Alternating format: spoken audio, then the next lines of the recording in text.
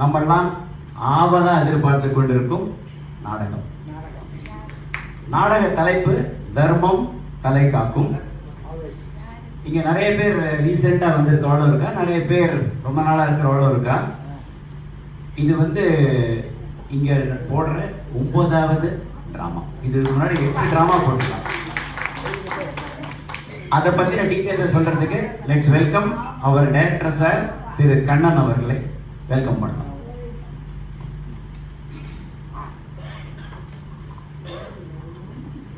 உங்கள் ஆதரவு எப்பொழுதும் எங்களுக்கு தேவை. வழக்கம் போலவே ரேஷன் இல்லாமல் நாங்கள் நாடகத்தில் எந்த ஒரு நிகழ்ச்சியும் எந்த ஒரு வசனமும் உங்களுக்கு பிடித்தால் உடனே கைதட்டி எங்களை ஊக்கப்படுத்துங்கள். ஏனென்றால் உங்களது கரகோஷம்தான் எங்களது டானிக். சரி, எப்பொழுது நாம நாடகத்துக்கு வருவோம்.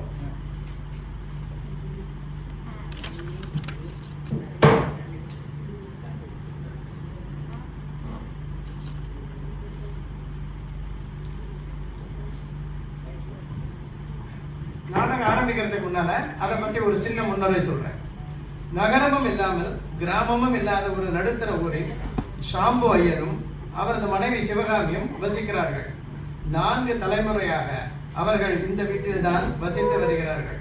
அந்த ஊரிலே ஒரு சிறு ஹோட்டலையும் நடத்தி கொண்டு ஜீவனத்தை நடத்தி கொண்டு வருகிறார் ஷாம்பு ஐயர். இவரது மகன் ரகு 12th முடித்துவிட்டு காலேஜுக்கு செல்ல ஆயத்தமாகி கொண்டிருக்கிறார். அடுத்த பெண் விஜி பள்ளிக்கூடத்தில் படித்துக் கொண்டிருக்கிறார். இப்போது நாடகத்தின் காட்சி துவங்குகிறது.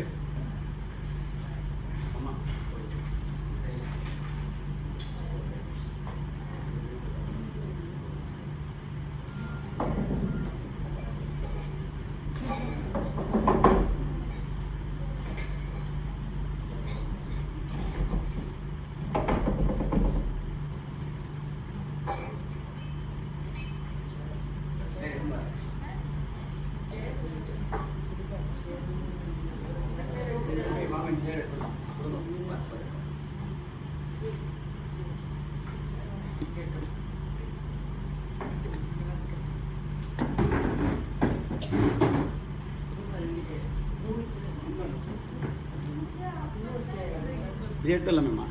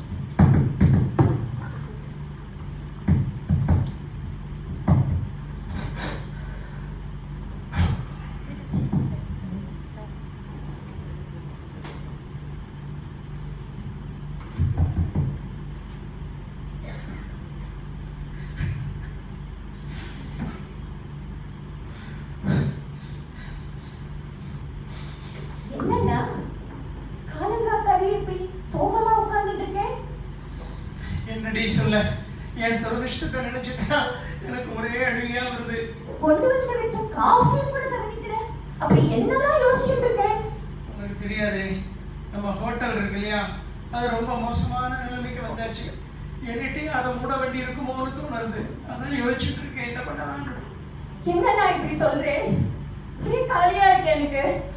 ஆமாண்டி, ஆக்சுவலா மாடர்ன் கஃபே அப்படின்னு ஒரு புது ஹோட்டல் நம்ம ஹோட்டலுக்கு பக்கத்துலயே திறந்துட்டான். அவன் என்ன பண்றான்னா இருக்கிற பணத்தெல்லாம் அந்த ஹோட்டல்ல போட்டு ரொம்ப மாடர்னைசேஷன் பண்ணி ஓ ஒவ்வொரு டேபிளுக்கு மேலேயும் ஃபேன் எல்லாம் போட்டு டெக்கரேஷன் பண்ணி, அது மட்டும் இல்லம்மா பேப்பர்ல எல்லாம் அட்வர்டைஸ்மெண்ட் கொடுத்து தூள் கிளப்புறா. அந்த ஹோட்டலுக்கு முன்னால நம்ம ஹோட்டல் பல்ல காமிக்கிறது. அது மட்டும் இல்ல, நம்மகிட்ட வேலை பார்க்குற பசங்க எல்லாம் கூட ஒருத்தர் 2 பேர் அங்கங்க போறான். இருக்கிற வேலை பார்க்குற பையன்களுக்கு கூட பைசா கொடுக்கறதுக்கு என்கிட்ட பைசாவே இல்லை.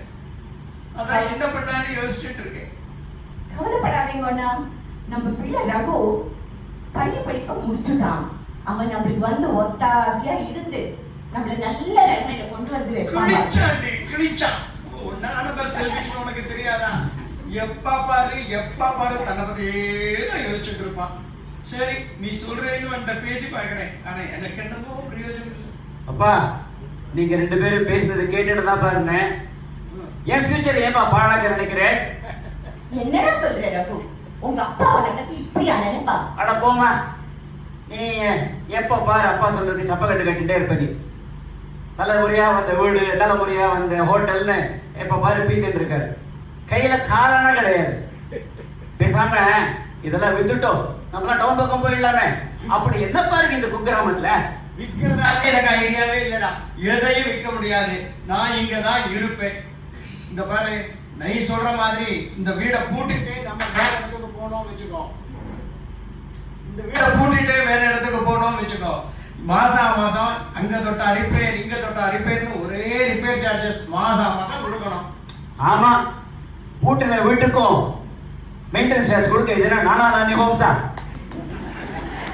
அதெல்லாம் இயர்லி ஒன்ஸ் வந்து டாக்ஸ் எல்லாம் கட்டிட்டா போறோம்ப்பா. அது என்னமாப்பா, இந்த ஷாம்பு ஐயர் உயிரோடு இருக்கிற வணிகம் இந்த வீட்டை விட்டு வரமாட்டேன். என்ன, எங்க அப்பா தாத்தா அவ அப்பா இப்படி பரம்பரையா வந்த வீடுடா. புரிஞ்சுக்கூடா, நீ தான் என் கூட வந்து கொஞ்சம் ஒத்தாசையா இருக்கணும்டா. நோ சான்ஸ் பா, நத்திங் டூயிங்.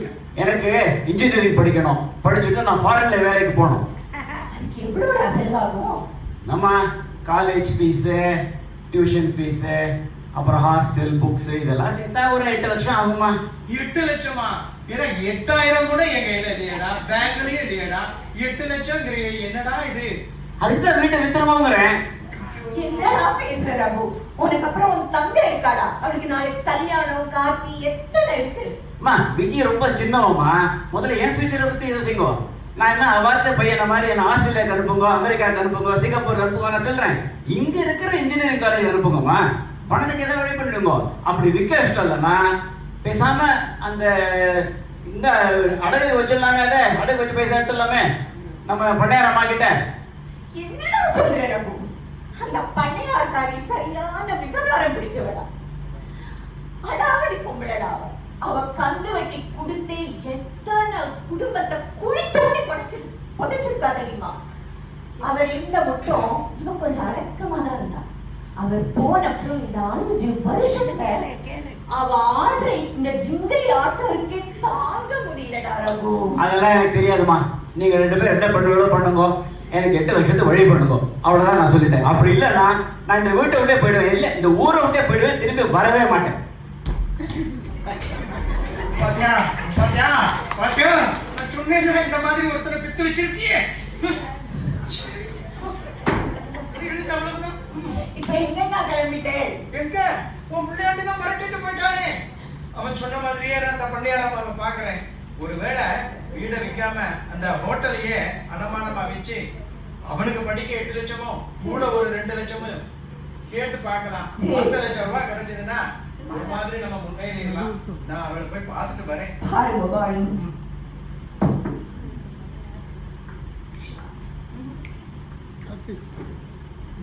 காட்சி 2, கடைவீதி. பாத்திரங்கள் பக்கத்து வீட்டு பரிமளம் மற்றும் Raghu. Urvashi Urvashi take it easy Urvashi ஊசி போல உடம்பு. என்ன மாமி? இன்ஜினியரிங் காலேஜ் படிக்க ஊரை விட்டு போறியாமே? ஐயோ மாமி, அதுக்குள்ள உங்களுக்கு விஷயம் வந்துட்டா எப்படி மாமி? அது சரி, இவாளை பத்தி தான் எல்லாருக்கும் தெரியுமே. பக்கத்தாத்துல என்ன நடக்குதுன்னு நோண்டிட்டு இருக்கிறதே இவன் வேலை. அவாத்த விஷயத்தெல்லாம் சீக்கிரட்டா வச்சுட்டுருவா, ஆனா அடுத்த விஷயத்துல ஒண்ணு விடாம நோண்டி எடுத்துருவா. இல்லையா மாமி? ஏண்டா ஊர்ல உலகத்துல இல்லாதையா நான் கேக்குறேன். நீங்க தான் உங்க ஆத்துல பேசுறது 8 ஊருக்கு கேட்கற மாதிரினா கத்தி பேசுறேன். சரி மாமி, நீங்க சொல்ற மாதிரி எனக்கு இன்ஜினியரிங் படிக்கணும்னு ஆசை. எங்க அப்பா கையில பைசா இல்லைங்கிறார். அதுக்கு தான் ஏதாவது வழி பண்ணுங்கன்னு சொல்லிட்டு வந்திருக்கேன் மாமி. போடா அசட, உங்க அப்பா தான் வந்து அந்த காலத்து மனுஷனா, உனக்குமா ஒண்ணும் தெரியல. என்ன மாமி சொல்றேன்? அதான் எஜுகேஷன் லோனு அது இதுன்னு எல்லாம் இப்ப கொஞ்சம் நிறைய இருக்கே. மாமி சத்தமா பேசுறீங்க. எஜுகேஷன் லோனா எனக்கு தெரியாதா? அதெல்லாம் வாங்கிட்டா வட்டியை முதல்ல நான் தானே கட்டணும். என்னோட கேரியர் ஆரம்பிக்கிறச்சே நான் கடன்ல ஆரம்பிக்கணுமா? அதெல்லாம் எங்க அப்பா பார்த்துப்பார். நீங்க உங்க வேலையை பாருங்க, அவார்டு இதை பத்தி மூச்சு விடாதீங்க. எப்போதும் இப்படிதான். மாமி நீங்க போங்க மாமி. அந்த பக்கத்துல என்ன நடக்குதுன்னு போய் நோண்டுங்க போங்க. அதை போடுங்க. என்ன அடி அடிக்கிற மாமி? எனக்கே இப்படி ஒலிக்கிறதே அவத்து மாமாவுக்கு ரொம்ப கஷ்டம். காட்சி 3. இடம் பண்ணையாரம்மா வீடு. பாத்திரங்கள் பண்ணையாரம்மா, அடியாள் ஐயப்பன், ஐயர். அம்மாவும் அடியாளும் பேசிக் கொண்டிருக்கிறார்கள்.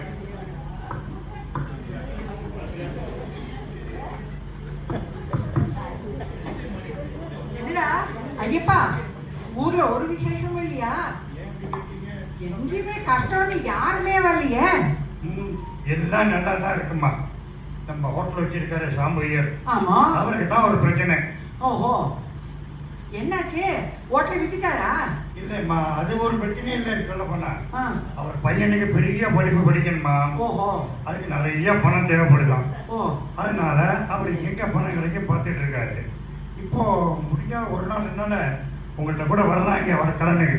வரட்டும் வரட்டும். அவர் ஒருத்தர் தாண்டா என் கையில கிடைக்காதவர். வந்தார்னா ஒரு வழி பண்ணிடலாம். ஆமா, அவருக்கு எவ்வளோ பெரிய பழங்காலத்து வீடு, இருக்கு. குடிக்க நல்ல தண்ணி உள்ள கிணறு. இருக்கு. நாம அதை எப்படியாவது வளைச்சு போட்டுடணும்ப்பா. ஆமா. ஆனா அம்மா, அவர் நல்ல செயலா தானே இருந்தாரு கொஞ்ச நாள் முன்னாடி வரையிலும். இப்போ இப்படி ஆயிட்டாரு. அவருடைய மாமனார் வந்து உதவி செய்ய மாட்டாரா?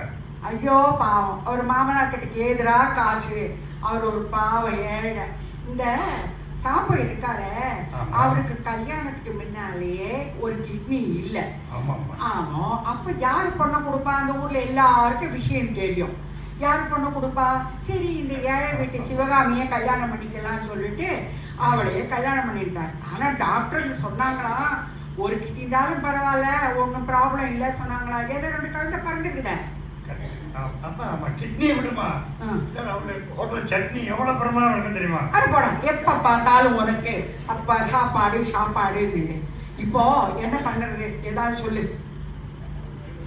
அவர் வருத்தும் போது நம்ம ரொம்ப கெத்தா இருக்கணும். ஆமா ஆமா. ஓ, வாங்க இரு, வாங்க உட்காருங்க உட்காருங்க. என்ன இவ்வளவு சோர்வா வரீங்க? நான் நல்லபடியா இருக்கேன். நீ எப்படி இருக்கப்பா? நாங்க என்னங்க செய்யுங்க, ரொம்ப கஷ்ட நிலைமையில தான் இருக்கோம். உங்களை பார்க்க நல்ல நிலைமையில இருக்கிறவங்க யாராவது வருவாங்களா? என்னாச்சுப்பா? ஐயோ பாவனே, இப்படிதானே தேடிட்டு வந்த. ஹோட்டல் எல்லாம் நல்லா ஓடுதுல்ல? ஹோட்டல் ரொம்ப, அதை பத்தி தாமா பேச வந்தேன். ஹோட்டல் ரொம்ப ஷீனதஷியா இருக்கு. நான் கூடுற நிலவில் வந்துருக்கு. என்ன பண்ணாலே தெரியலங்க. அதனாலதான் சரி உங்களை பார்த்துட்டு போலாம் அப்படின்னு வந்தேன். ஓ, அப்ப நீங்க விற்க போறீங்களா? ஐயோ, விற்கிறதா இல்ல, அது பரம்பரையா வந்த ஹோட்டலுங்க. நான் அதை விற்கிறதாவே ஐடியா இல்லை. நான் என்ன சொல்றேன்னா, என் பையன் இப்ப வந்து இன்ஜினியரிங் படிக்கிறாங்கிறான். அதுக்கு ஒரு 8 லட்சம் ரூபாய் செலவாகுமா. சோ என்னுடைய ஹோட்டலை உங்கள்கிட்ட அடமானமா வச்சுட்டு ஒரு 10 லட்சம் ரூபாய் வாங்கிட்டேன்னா 8 லட்சம் ரூபாய் என் பையனுக்கு கொடுத்துருவேன். அந்த 2 லட்சத்துல அந்த ஹோட்டலை கொஞ்சம் பெருசுபடுத்துவேன். அதுக்கு தான் வந்தேன் உங்கள்கிட்ட. ஏன் ஐர என்ன விளையாடுறியா? அந்த மொக்க ஹோட்டலுக்கு என்ன 8 லட்சம் கிடைக்குமா? 4 லட்சம் கூட தேராது. என்ன நினைச்சிட்டு இருக்க? அதெல்லாம் அவ்வளோலாம் கொடுக்க முடியாது. வேணான்னா அந்த வீட்டையும் அடமானம் வை, அப்ப தரேன். ஐயோ, வீட்டெல்லாம் அடமானம் வைக்க முடியாதுங்க. ஹோட்டலை மட்டும் வச்சுட்டு பெரிய மனுஷன் பண்ணி தொகையை கூட்டி கொடுங்கம்மா. அதெல்லாம் முடியாதுயா. 2 அடமானம் வச்சியானா 10 லட்சம் தரேன். இல்லையானா வீட்டை என் பேருக்கு வாங்கி விட்டுட. ஐயோ ஐயோ, பரம்பரை வீடுங்க, நான் விடுறது. அதெல்லாம் என்னால விற்கவே முடியாது. எப்ப பார்த்தாலும் எங்க அப்பா சுப்பனத்துல வந்து என்ன மிரட்டுவார். நான் அதெல்லாம் விட முடியாது. அப்ப என்ன செய்யணும்னு நினைக்கிற? எனக்கு வேற வழியே தெரியலம்மா. நான் வந்து சரி, நான் 2யுமே அடமானம் வைக்கிறேன். ஏன்னா எதையுமே விற்கிற ஐடியாவில் இல்லைண்ணா. அதனால வீடு ஹோட்டல் 2யுமே நான் உங்களுக்கு அடமானம் வைக்கிறேன். தயவு செஞ்சு எனக்கு அந்த 10 லட்சம் ரூபாய கொடுத்துருங்க. அப்ப கராரா ஒண்ணு சொல்றேன் கேட்டுக்க. மாசம் கரெக்டா வட்டி வந்து ஆகணும். அது கொடுத்துருவேன். ஆமா, 6 மாசத்துக்கு வரலையானா நான் அந்த வீட்டையும் ஹோட்டலையும் ஜப்தி பண்ணிடுவேன். அதுக்கு ஒத்துட்டியானா டாக்குமெண்ட்ஸில் கையெழுத்து போடு, இல்லையானா என்னால் ஒன்றும் ஆகாதுப்பா. இப்போ இருக்கிற நிலைமையில நீங்க சொல்றதுக்கு ஒத்துக்கிறத தவிர எனக்கு வேற வழி இல்லம்மா. சரிம்மா, நான் ஒத்துக்கிறேன். நீங்க சொன்னபடியே நான் கையெழுத்து போட்டு தரேன். நாளைக்கே நான் பத்திரங்கள்லாம் எடுத்துட்டு வரேன். சரி. எனக்கு 10 லட்சம் ரூபாய் தயார் பண்ணி கொடுங்க. சரிப்பா, போயிட்டு வரேம்மா. வா, போயிட்டு வா. என்னப்பா பாத்தியா மாட்டின்ட்டாரு.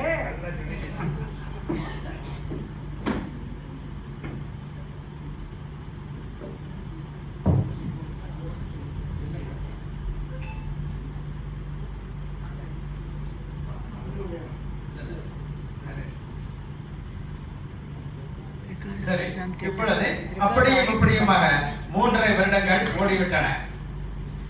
இந்த நாட்களில் சாம்போயரின் குடும்பம் மிக மிக பரிதாப நிலைக்கு வந்துவிட்டது.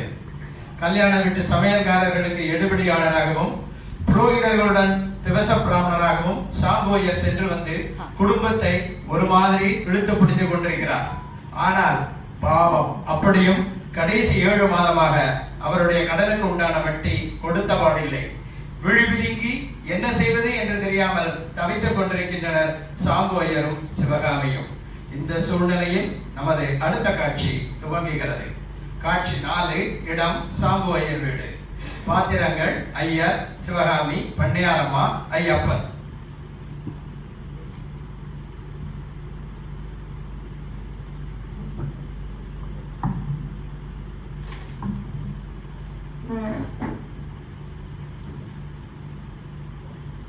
என்ன இப்படி அழுதுண்டே இருந்தா காரியம் ஆச்சா? ஏதாவது ஒரு வழி பண்ண வேண்டாமா? இந்த 7 மாசத்துல வட்டியும் கொடுக்கல, அசலும் திருப்பல. அந்த பண்ணையார் அம்மாவை நினைச்சாலே பயமா இருக்கு. இது தாண்டி எனக்கு ரொம்ப பயமா இருக்கு. என்ன பண்ணேன்னு தெரியலையே. அதான் நான் ஒரு ஐடியா யோசிச்சுட்டே இருக்கேன். உனக்கு தெரியுமா, நமக்கு எகென்ஸ்டா அவன் வந்து கோர்ட்ல வந்து பெட்டிஷன் போட்டுட்டானாம். இன்னைக்கோ நாளைக்கோ கோர்ட்ல இருந்து ஆர்டர் பாஸ் ஆயிடுதுன்னா அந்த 10 லட்சம் ரூபாய்க்கு இந்த வீடையும் ஹோட்டலையும் அவன் ஜப்தி பண்ணி எடுத்துட்டு இருவானாம். கோர்ட்ல வேலை செய்யறான்ல அவன் குமாஸ் தான், அவன் என் ஃப்ரெண்டு தான். அவன் தான் இப்படி சொன்னான். இப்ப நம்ம என்ன பண்ணானே தெரியல. என்னன்னா சொல்றேன், கேட்கச்சவே கலக்கிறதே வயத்த. இந்த 10 லட்சத்துக்கோசரம் இந்த வீடையும் ஹோட்டலையும் அப்படியே ஒழுங்கிட போறாளா அந்த ராட்சசி?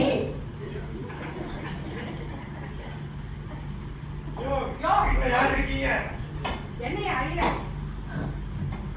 ஐயர 6 மாசம் ஆச்சு, வட்டியும் கொடுக்கல, அசலுக்கும் வழி பண்ணல. என்ன நினைச்சுட்டு இருக்கிற உன் மனசுல? அம்மா, ரொம்ப கஷ்டமா இருக்குமா. ஒரு 2 மாசம் பொறுத்துங்க. என் பையன் வந்து தலை எடுத்துருவான். அவன் ஒரு வேலைக்கு போயிட்டாலே நான் பணத்தை அடைச்சிருவேன். அதெல்லாம் முடியாதியா. கடல்ல அலை எப்போ ஓயுறது, நான் எப்போ குளிக்கிறது, அதெல்லாம் கிடையாது. நீ இப்போ குடுக்கலையானா நான் ஆல்ரெடி பெட்டிஷன் போட்டாச்சு. அது அடுத்த நாளைக்கு வந்துருவாரு. கோர்ட் மெஜிஸ்ட்ரேட்டோட வருவேன். 10 மணிக்கு வருவேன். பணத்தை எடுத்து ரெடியாவே. இல்லைன்னா உன் வீடும் உன் ஹோட்டலும் என் பேருக்கு எழுதி குட்டி ஜப்தி பண்ணிடுவாங்க. சரியா? அம்மா கொஞ்சம் கருணை காட்டுங்கம்மா. ஏழை பிராமண வயித்துல அடிக்காதீங்கம்மா. அதெல்லாம் முடியாதம்மா, இறங்கினா முடியாது. அம்மா தான் கரெக்டா சொல்லிட்டாங்கல்ல. அப்படி என்ன நாளை கழிச்சு காலையில 10 மணி வரை சந்தோஷமா இருங்க இந்த வீட்டுல. அதுக்கப்புறம் உங்க வீடும் ஹோட்டலும் எங்க அம்மாக்கு தான். வாங்கய்யா போலாம். இவங்க கிட்ட என்ன பேச்சு? ரெடியா வையா. இந்த பாருங்கண்ணா, முதல்ல ரகுக்கு ஃபோன் பண்ணி பேசுங்க, எல்லா விஷயத்தையும் சொல்லுங்க. அவன் நம்மளுக்கு ஏதாவது பண்ணுவான்னா? போடி, உனக்கு தெரியாதா? அவளுக்கு நான் ஃபோன் பண்ணாம தான் இருப்பேன். 20 தடவை நேற்று ராத்திரில இருந்தே பண்ணிட்டு இருக்கேன். என் நம்பரை பார்த்துட்டு அவன் உடனே கட் பண்றான். சரியா? இந்த பாருங்க, நான் போய் பக்கத்து பரிவாரம் கிட்ட இருந்து அவன் போனை வாங்கிட்டு வரேன். நான் அதை ட்ரை பண்றேன். அவன் எடுப்பான் பாருங்க போனை. நான் முதல்ல ஸ்பீக்கர்ல போட்டுறேன், நீங்க பேசுங்க. இருங்க, நான் போய் வாங்கிட்டு வரேன்.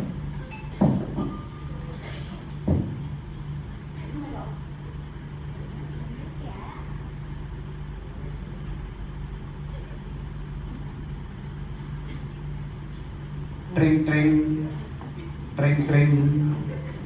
யார் இது? பக்கத்து அந்த பரிமா மாமி ஃபோன் பண்ணிருக்கே. மாமி சொல்லுங்க, என்ன விஷயம்? மாமி இல்லடா, எல்லாம் கடங்காரா. மாமி இல்ல. யாரு? அப்பா தான் பேசுறேன். யாருப்பா கடங்காரன்? இப்போ நீங்க தான் கடங்காரன். பரிமள மாமி எல்லா விஷயம் என்கிட்ட சொல்லிட்டா. என்னடா பேசுற ரகு? என்னடா நினைச்சிட்டு இருக்க? நாளைக்கு நம்ம வீட்டை ஹோட்டலையும் ஜப்தி பண்ண போறாடா. நம்ம நடு தெருவுல வந்து நிக்க போறோம். ஏதாவது வந்து பண்ணுடா, இல்லாட்டா உன் தங்கையும் என்னடா பண்ணுவோம் அவளும். அவளை எப்படி நாங்க கரையிறது? அம்மா புரிஞ்சுக்கோ, இப்போ ஃபைனல் செமஸ்டர் நடக்கிறது, என்னால் அங்கே வர முடியாது. அது மாத்திரம் இல்லைம்மா, இங்கே கேம்பஸ் இன்டர்வியூ நடந்துட்டு இருக்கு. எனக்கு கண்டிப்பாக வேலை கிடைக்கும். எனக்கு இப்போ என் கேரியர் தான் முக்கியம். அப்பா மாதிரி இந்த தர்மம் புண்ணியம் எல்லாம் வேதாந்த பேசிட்டு இருக்க அந்த கிராமத்தை என்னால் இருக்க முடியாது. இந்த பிரச்சனைக்கு என்னதான்டா முடிவு ரகு? 3 வருஷத்துக்கு முன்னாடியே சொன்னேன்மா, இந்த வீட்டெல்லாம் வித்துடலான்னு. நீங்க தான் கேட்கல. இப்போ ப்ராப்ளம் ஆயிடுது. இப்போ ஒரே வழிதான் இருக்கு, வேற யார்கிட்ட கடனை வாங்கி இந்த கடனை அடைக்கும். டேய் அபிஷ்டு, இவ்வளவு பெரிய தொகையை ஒரே நாள்ல நான் யார்கிட்ட கடன் வாங்குவேன்? அப்பா நான் சொல்றத சொல்லிட்டேன், அப்புறம் உங்க இஷ்டம். வாழ்க்கையில தர்மம் நேர்மை அப்படின்னு பெணத்திட்டு இருந்தா இந்த மாதிரி கஷ்டங்களை அனுபவிச்சுதான் ஆகணும். இனிமேலாவது புரிஞ்சுக்கோ. எனக்கு வேலை இருக்கு, நான் போகணும். நான் போனை வைக்கிறேன். பை.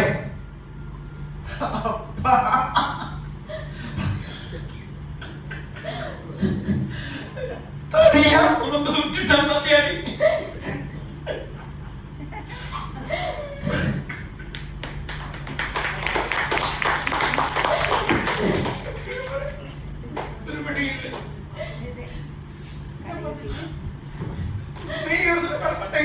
என்ன பண்ணுவேனா?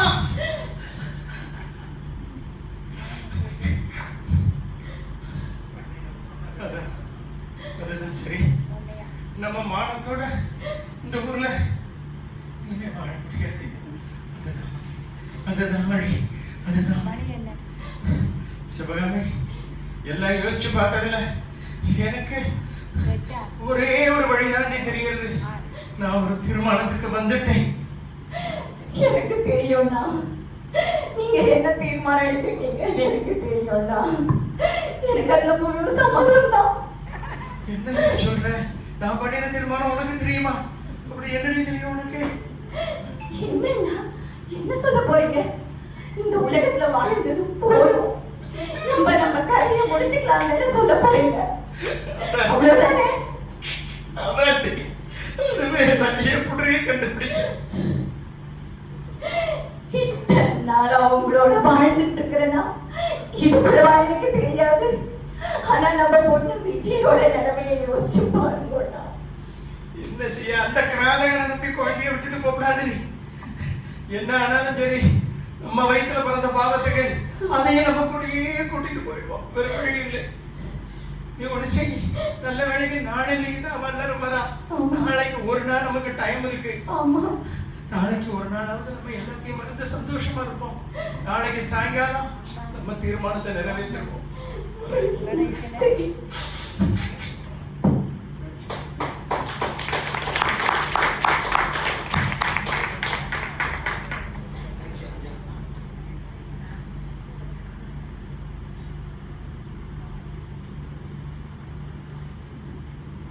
காட்சி 5, சாம்புவையர் வீடு.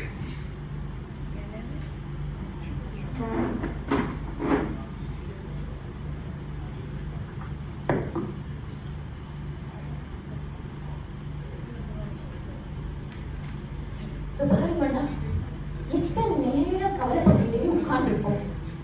போய் கை காலில் அலுமின் வாங்கும். உங்களுக்கு பிடிச்ச வெங்காய சாம்பாரும் உருளைக்கிழங்கு பொடி மாசம் பண்ணியிருக்கேன். இன்னைக்கு நம்ம கவலைப்படாம நிம்மதியா உட்காந்து சாப்பிடலாம்.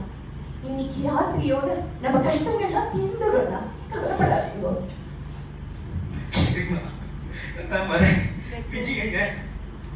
விஜய் ஸ்கூலுக்கு போயிருக்கான்னா நான் அவகிட்ட ஒண்ணுமே சொல்லல. அதுதான் சரிம்மா, சொல்லாததான் சரி. நான் சாப்பிட்டுட்டோம். இந்த விவசாயி வேலை இந்த வீட்டுக்கு போறேன். அவனுக்கு என் மேல எப்பவும் ஒரு நல்ல அபிப்பிராயம் உண்டு. அவன் வயலுக்கு தெளிக்கிறதுக்காண்டி ஒரு 10-12 டப்பா பூச்சி மருந்து வாங்கி வச்சிருக்கான். கேட்டியா? நான் எங்காத்துலயும் ஒரே பூச்சியா இருக்குன்னு கேட்டேன்னா அவன் ஒன்னும் தப்பா நினைச்சுக்க மாட்டான், சந்தேகமும் போட மாட்டான். அவன்கிட்ட இருந்து நான் ஒரு டப்பாவை வாங்கிட்டு வரேன். இன்னைக்கு ராத்திரி பால்ல வந்து கலந்து கொடுத்து நம்ம 3 பேர் கதையும் முடிச்சோம். என்னன்னா சொல்றேன், என் பொண்ணுக்கு ஆசை ஆசையா தாய்ப்பால் கொடுத்து வளர்த்தனா இப்போ இந்த கையால விஷம் பால் கொடுக்கணுமா? என் நிலைமை எப்படி இருக்கு பாருங்க. என்னம்மா பண்ண சொல்லு. ராணியா வளர வேண்டிய கொண்ட நம்ம ஆத்துல பிறந்த ஒரே பாலத்துக்காக இந்த அல்பாயுசிலேயே போறது. சரி நான் போயிட்டு வரேன். கணக்காச்சு எவ்வளோ வர மாதிரி இருக்கு. ஆமா கார் வந்து நிக்கிறது. உட்கார் உட்கார் உட்கார் உட்கார். யார் பாப்போம்? நமஸ்காரம்.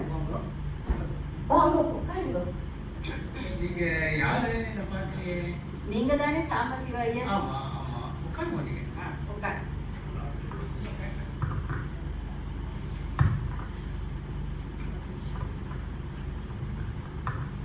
என் பேரு நந்தினி. நான் வந்து வேதா இண்டஸ்ட்ரீஸ் ஓனர் சிவகுமாரின் மனைவி. சரி. என்ன உங்களுக்கு தெரிய வாய்ப்பில்லை, ஆனா எங்க மாமனார் வேதநாயகம் பிள்ளையை தெரிஞ்சிருக்குமே. ஓ வேதா சாரா. ஐயோ என் அறிவு கண்ணை திறந்து வச்சவராச்சே. அவர் எனக்கு எலிமெண்டரி ஸ்கூல் வாத்தியாரா இருந்தது மட்டும் இல்லாம எனக்கு எப்ப பார்த்தாலும் கைடு பண்ணி நீதினா என்ன, நேர்மைனா என்ன, எப்படி நடந்துக்கணும், எப்படி உண்மை பேசணும், எந்த இடத்துலயும் தர்மத்தையே காப்பாற்றணும் அப்படின்லாம் சொல்லி வளர்த்தவராச்சே. ஆமா அவருக்கு இப்போ ஒரு 90 வயசு இருக்கும் இல்லையோ? அவர் மனைவி மரகதம் எப்படி இருக்காங்க? என் மாமியார் தவறி போய் 3 வருஷம் ஆயாச்சு. இப்போ எங்க மாமனாருக்கு வயசு 92. எங்க மாமனார் வந்து உங்களை பற்றி சொன்னது எல்லாமே 100க்கு 100 உண்மை. You are a gem of person. ஏன்னா நான் வந்து இவ்வளோ பேசியும் நீங்க ஒரு பழைய விஷயத்தை இப்போ வரை நீங்க பேசவே இல்லாம மௌனமா உட்காந்துருக்கேன். உங்க பெருந்தன்மையே பெருந்தன்மை. நீங்க எங்க ரொம்ப தூரத்துல வரையில? எங்க வரையில? நான் இப்போ பாம்பேலேருந்து வந்துட்டு இருக்கேன். நானும் என் கணவர் 2 பேரும் அமெரிக்கா, இங்கிலாந்து, சிங்கப்பூர்னு பிஸ்னஸ் விஷயமா போயிட்டே இருப்போம். லாஸ்ட் வீக் தான் நாங்கள் வந்து பாம்பே எங்கள் மாமனாரை பார்க்கறதுக்காக வந்தோம். அப்போ தான் எங்கள் மாமனார் வந்து உங்களை பற்றி சொல்லி என்ன இங்கே அனுப்பி வைத்திருக்காரு. அப்படியா? என்ன விஷயமா? என்ன விஷயமா வந்திருக்கேன்? நான் வந்து எங்கள் மாமனாரை அப்பா தான் கூப்பிடுவேன். அவருக்கு நான் ஃபோன் போட்டு கொடுக்குறேன். நீங்கள் வந்து அவர்கிட்ட பேசிக்கோ, அவரே உங்களுக்கு எல்லா விஷயத்தையும் சொல்லுவார்.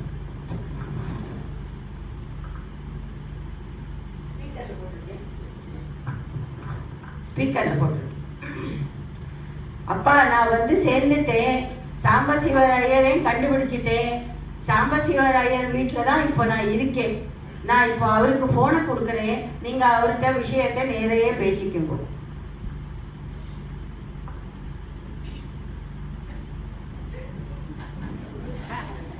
சார் எப்படி இருக்கீங்க சார்? உங்க குரலை கேட்கணும் போல ஆசையா இருக்கு சார். உங்களை பார்த்தே வருஷம் ரொம்ப எடுத்து. எப்படி இருக்கு? சௌக்கியமா இருக்கேன்ப்பா சம்பு. இவ்வளோ பெரிய விஷயத்த பண்ணிட்டு எப்படி உன்னால பேசாம இருக்க முடிகிறது? அதெல்லாம் ஒரு பெரிய விஷயம் இல்லை சார். நீங்க தான் கேட்குறீங்க. அதெல்லாம் பெரிய விஷயமே இல்லை. எதுப்பா பெரிய விஷயம் இல்லை? உயிருக்கு போராட்டம் இருந்துச்ச என் பொண்டாட்டிக்கு உன்னோட கிட்னியே டொனேட் பண்ணியப்பா. எவ்வளோ பெரிய விஷயம் அது. அதுக்கு நான் எவ்வளோ கொடுத்தாலும் ஈடாகாதுடா. ஆனால் நீ நான் தான் உன்னோட வாத்தியார் குருன்னு சொல்லி பைசாவே வாங்கிக்க மாட்டேன்னு சொல்லிட்டு பிடிவாதமாக இருந்துட்டேன். உனக்கு தான் தெரியுமே, நான் ரிட்டையர் ஆன அப்புறம் பாம்பேக்கு வந்துட்டேன். என் பையன் நன்னா வளர்ந்து படிப்படியாக முன்னேறினான். சொந்தமாக கம்பெனி வச்சுருக்கான்ப்பா. அவனுக்கு உலகம் ஃபுல்லாக பிரான்ச்சஸ் இருக்குது. அடிக்கடி எங்கேயோ ட்ராவல் பண்ணிகிட்டே இருப்பான் அவனும் ஒய்ஃபும். சாம்புவைய என் ஒய்ஃப் சொல்லிகிட்டே இருப்பான், இப்போ பார் ஐயர் எனக்கு கிட்னி கொடுத்து உயிர் பச்சு போட்டதால தானே நமக்கு இன்னைக்கு நல்ல வாழ்க்கை அமைஞ்சிருக்குன்னு இவ்வளோ வசதியாக வாழ இருந்துட்டு இருக்கோன்னு. ஆனால் அந்த ஐயருக்கு நம்ம ஒரு கைமாறும் பண்ணலையேன்னு அடிக்கடி புலம்பிகிட்டே இருப்பான். மகராசி அவளும் நன்னா வாழ்ந்து 3 வருஷத்துக்கு முன்னாடி செத்து போயிட்டாப்பா. ஆனால் பாரு, நேற்று ராத்திரி திடீர்னு என் கனவுல வந்தா எனக்கு உயிர் பிச்சை போட்ட சாம்பு ஐயர் இப்போ குடும்பத்தோட தன் உயிரையே முடிச்சுக்க போறாருன்னு சொன்னப்பா. ரொம்ப கஷ்டத்தில் இருக்கிறதாவும் உடனே போய் அவருக்கு ஏதாவது உபகாரம் பண்ணி நான் பிராயச்சித்தம் தேடணும்னு எனக்கு ஆணையிட்டு இருக்காப்பா. அதுல வேலையா என் பொண்ணு மருமகளை இங்கே வந்திருக்கா இந்தியாவுக்கு. நந்தினியை நான் அனுப்பிச்சிருக்கேன், நீ பார்த்துருப்பியே என் மருமகளை. நீ மறுப்பு எதுவும் சொல்லாம நந்தினி சொல்றபடி கேட்டு நடந்துக்கோப்பா. என்னால ரொம்ப நேரம்லாம் பேசிட்டு இருக்க முடியாது. நான் போனை வச்சு விடுறேன். பாய்.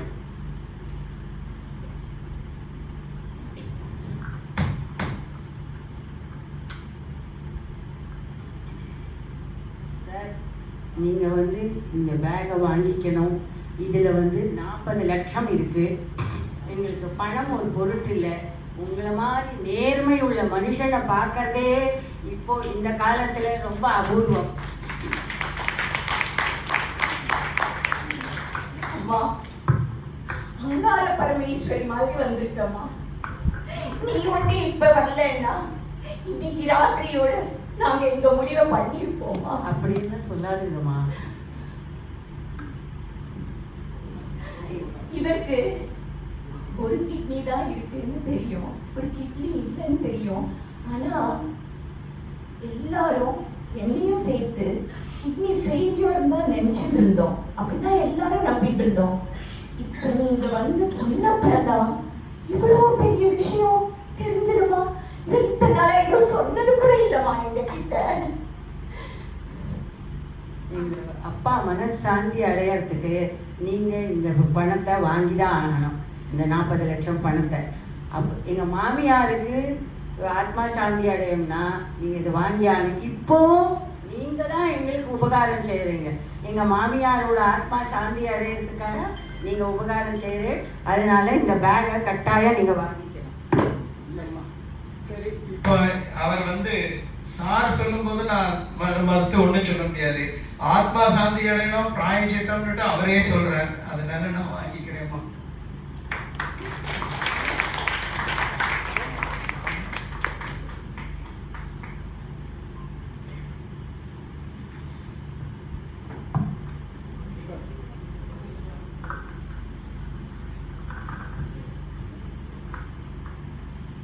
நீங்க எப்படி எங்க அட்ரஸை கண்டுபிடிச்சு வந்தீங்க? அதுவா, உங்கள் பையன் வந்து எங்கள் கம்பெனியில் தான் கேம்பஸ் இன்டர்வியூக்கு வந்திருந்தான். அன்னைக்கு எங்கள் மாமனாருக்கு போர் அடிக்கிறதுன்னு அவரும் ஆஃபீஸுக்கு வந்தார். அப்போது உங்கள் பையனோட பயோடாட்டா பார்த்தப்போ அதில் அட்ரஸ்ஸு, ஊர் பேர், உங்கள் பேரெல்லாம் எழுதினதை பார்த்தார். அப்போ அவனிடம் அவர் விசாரித்தார். அதுக்கப்புறம் தான் அப்போ விசாரிச்சப்போ தான் தெரிஞ்சதுக்கு உங்கள் பையன். ஐயா, ரொம்ப சந்தோஷமா கேட்கவே ரொம்ப இதுவா இருக்கு, நிம்மதியா இருக்கு எங்களுக்கு. சரி, நான் வந்து கிளம்புறேன். எனக்கு ஃப்ளைட் டைம் ஆயாச்சு. அப்போது 7 o'clock எனக்கு ஃப்ளைட்டு. ஸோ ஐ ஆம் லீவிங். ஓகே, பாய் பாய். ரொம்ப சந்தோஷம்.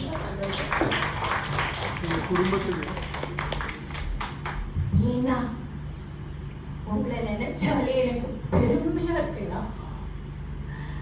பெரியவா சும்மாவா சொன்னா தர்மம் தலை காக்கும்னு?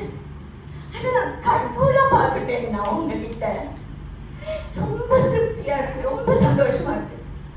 பாருங்க, பேக் எடுத்து உள்ள வைங்க. நாளைக்கு இந்த பணத்தை கொண்டு போய் அந்த ராட்சசி மூஞ்சில விசில் அடிங்கோடா.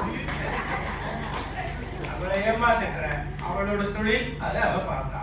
என்ன நம்ம விஷயத்துல அவள் நினைச்சது நடக்கல, ஏமாத்திட்டா. அதே ஆண்டவனோட அருள்.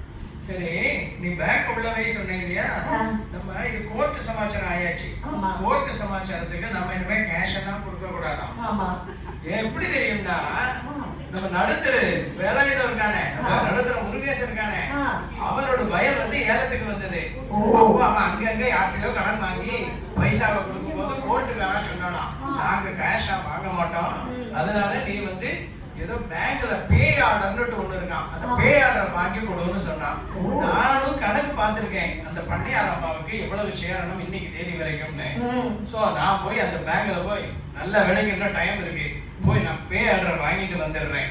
ஓகே, அந்த பே ஆர்டர் வாங்கிட்டு வந்து இவளுக்கு கொடுத்துடலாம். கூட குறையா இருந்தாக்க நாளைக்கு பாத்துக்கலாம். கொண்டு வா, போய் அந்த பே ஆர்டர் வாங்கி வந்து இந்த பே கிட்ட கொடுங்க.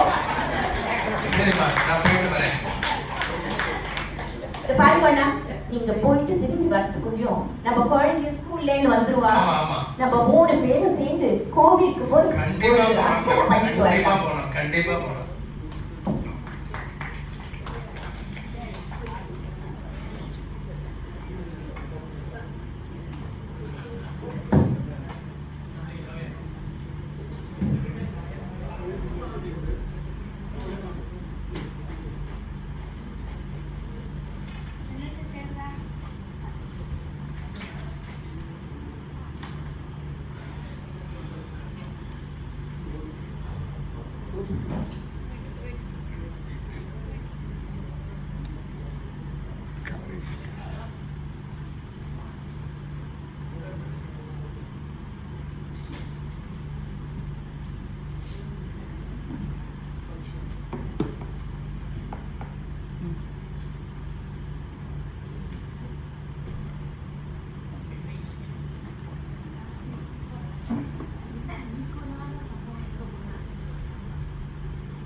காட்சி ஆயரு சாம்பு ஐயர் வீடு. ஐயரும் சிவகாமியும் காலில் அமர்ந்திருக்கிறார்கள். அப்பொழுது கோர்ட் மேஜிஸ்ட்ரேட்டுடன் பண்ணையாரம்மாவும் அடியாள் ஐயப்பனும் உள்ளே நுழைகிறார்கள்.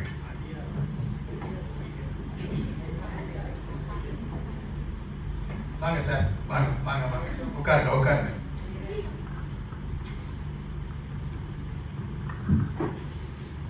இவர் தான் மெஜிஸ்ட்ரேட்டு வந்திருக்காரு. என்ன எல்லாம் ரெடியா வச்சிருக்கீங்களா? அவர் தான் சாம்பு ஐயர். உட்காருங்க சார். எப்படி இருக்கீங்க? ரெடியா இருக்கீங்களா? நல்லா இருக்கேன். ஆனா அவங்க நினைச்ச மாதிரி ரெடியா இல்ல, நாங்க நினைச்ச மாதிரி ரெடியா இருக்கோம். புரியுதுங்களா? புரியுதுங்க. அவங்க செட்டில் பண்ணணும்னாங்கல்ல, ஆமா. பண்ணிடுறேன், செட்டில் பண்ணிடுறேன் இன்னைக்கு. ஓ, ஆமா. என்ன சொல்றீங்க? புரியல எனக்கு. அதாவது அவங்கள்ட்ட இன்னைக்கு தேதி வரைக்கும் இன்ட்ரெஸ்டோட சேர்த்து எவ்வளவுன்னு கேட்டு சொல்லுங்க. அவங்க கிட்ட என்ன கேட்கறது? இப்ப கோர்ட் ஆர்டர் தான் வாங்கியாச்சு. சரி, எவ்வளவுங்க?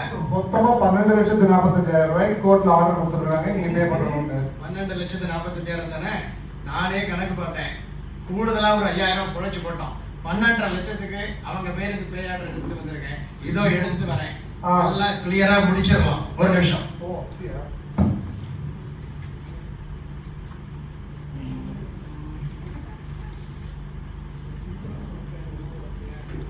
சார் பாருங்க சார், 12.5 லட்சத்துக்கு பே ஆர்டர். இதை தயவு செய்து அவங்கள்ட்ட கொடுத்து இந்த 12.5 லட்சத்துக்கும் ஒரு ரசீதும் இந்த ரசீது புக்கும் வாங்கி இது வரைக்கும் உங்களோட பே ஆர்டர் 12,45,000 என் ரூபாய். டாக்குமெண்ட் பணம். வாங்கி கொடுங்க. இது பணம். இது உங்களுக்கு அவர் நீங்க எவ்வளவு கேட்டீங்களோ அந்த பணம் முழுக்க இதுல இருக்கு. நீங்க பேங்க்ல போட்டு எடுத்துக்கங்க. சரியா? நீங்க இந்த ரசீதும் ரெண்டு ஸ்டாம்ப் போட்டு வச்சிருக்கீங்களா? சரியா? சரி. பேங்க் ஒரிஜினல் வீட்டு பத்திரமும் ஹோட்டல் பத்திரமும் உங்க கையில இருக்குதுல்ல? எல்லாம் கையில இருக்குது, கொண்டாந்துருக்கிறேன். வாங்கி கொண்டதான் ரசீது போட்டு கொடுத்துருங்க. சரி.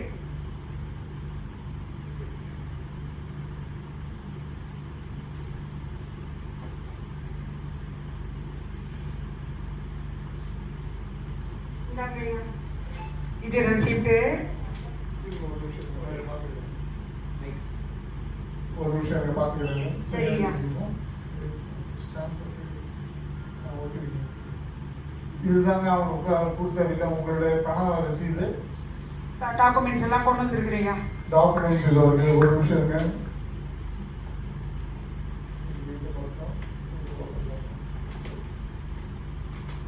உங்களுடைய வீட்டு பத்திரமும் ஹோட்டல் பத்திரமும் இது இருக்குது.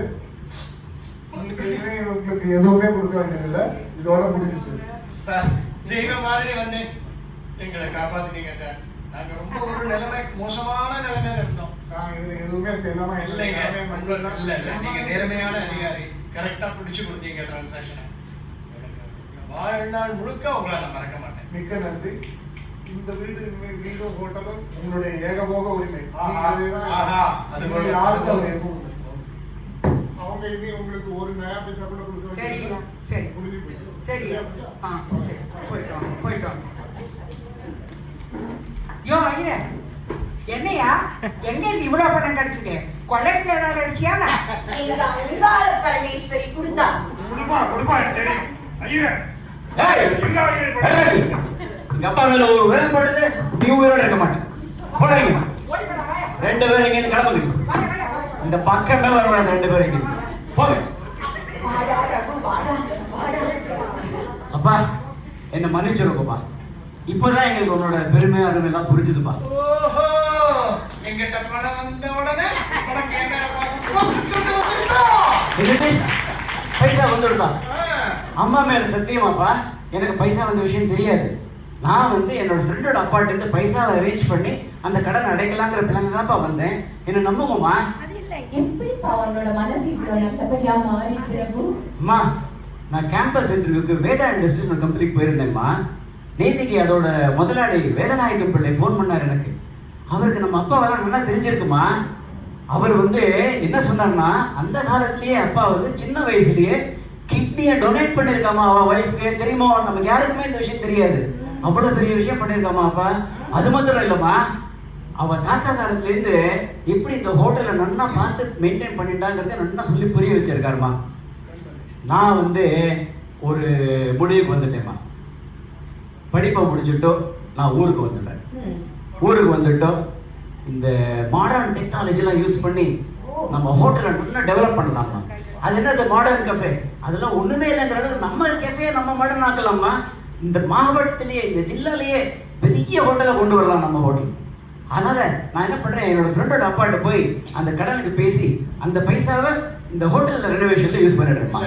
இனிமே நீ கடன் எல்லாம் வாங்க வேண்டாம். நீ சொன்னியே இப்ப வேதாசார் ஆமா. வேதாசாரோட மாட்டு பொண்ணே நமக்கு 40 லட்சம் ரூபாய் பைசா கொடுத்துட்டு போயிருக்கான். ஓ, சோ நம்ம கடன்லாம் அடைச்சது போகவும் மிச்சம் இருக்கு. இப்ப நான் அடைச்சது சரி சரி சரி. அதனால நீ மேற்கொண்டு கடன்லாம் வாங்கிட்டு இருக்காத.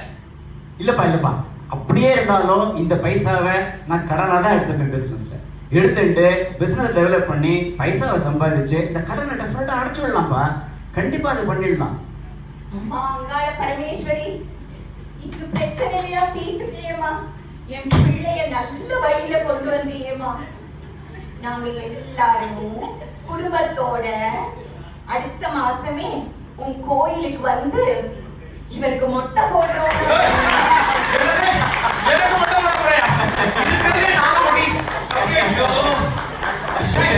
கொஞ்சம் பணம் வந்துடக்கூடாது. மொட்டை அடிச்சுடுவேனே. என்ன எல்லாரும் சந்தோஷமா இருக்கிறாப்புல இருக்கு.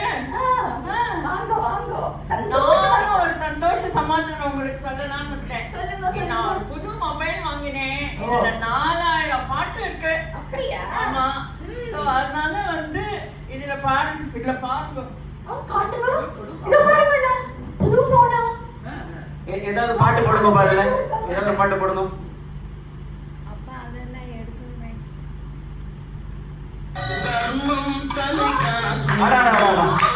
என்ன கரெக்டான பாட்டா வருது பாத்தியாப்பா. போறேன்னா ஸ்மார்ட் போன் கரெக்டா வருது போன் பாட்டு.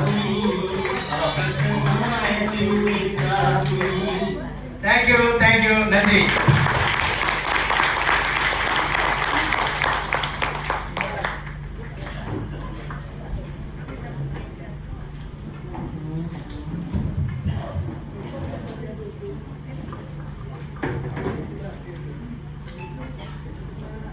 வணக்கம்.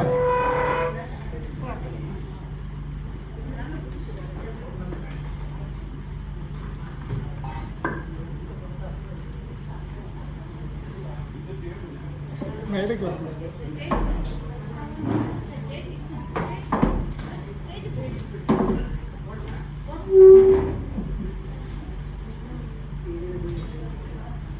வணக்கம். இந்த நாடகத்தில் அந்தந்த பாத்திரங்களாகவே மாறி போய்விட்ட நமது கலைஞர்களை உங்களுக்கு அறிமுகம் செய்வதில் பெருமகிழ்ச்சி அடைகிறோம். முதலில் அந்த காலத்து மனிதனாக தர்மம் நேர்மை என்பதை உயிர் மூச்சாக இறுதி வரை கடைபிடித்து வரும் சாங்கோயராக திரு கண்ணன் அவர்கள்.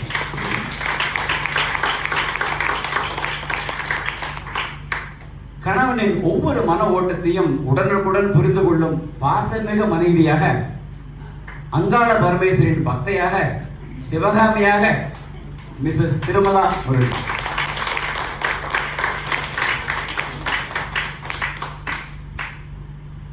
சுயநலத்தின் மொத்த உருவமாக இருந்து பின் மனம் மாறிய மகன் ரகுவாகவும், வேதநாயகம் சாரின் அசரீர குரலாகவும் வந்து நமக்கு உறுதுணை புரிந்தவர் மிஸ்டர் கார்த்திக்.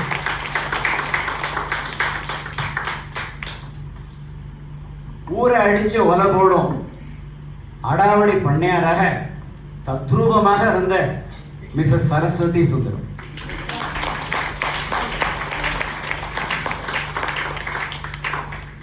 அவரின் அட்டூழியங்களுக்கு கூடவே துணை போகும் அடியாளாக, ஐயப்பனாக திரு கோபாலகிருஷ்ணன். இங்கே இருக்கோமா? தக்க சமயத்தில் 3 உயிர்களை காப்பாற்றிய வேதாசாரின் மருமகளாக, நந்தினியாக, அறிமுகம் புதுமுகம் மிஸ்ஸஸ் உமா சுப்பிரமணியம்.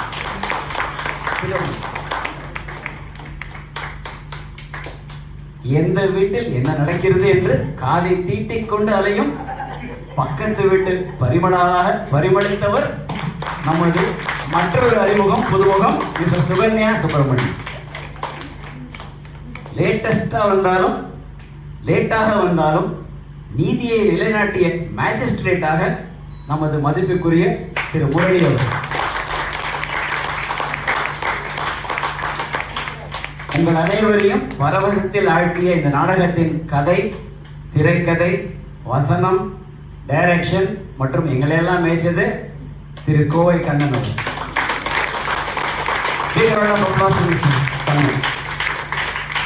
நன்றி, வணக்கம். அது மட்டும் இல்ல, ஒவ்வொரு கட்டத்திலையும் எனக்கு இவா 2 பேரும் எஸ்பெஷலி முரளியும் கார்த்திகும் எப்படி அதை ஃபைன் டியூனிங் பண்றதுன்னு ஹெல்ப் பண்ணா. அதவாளுக்கும் ஒரு பெரிய தேங்க்ஸ்.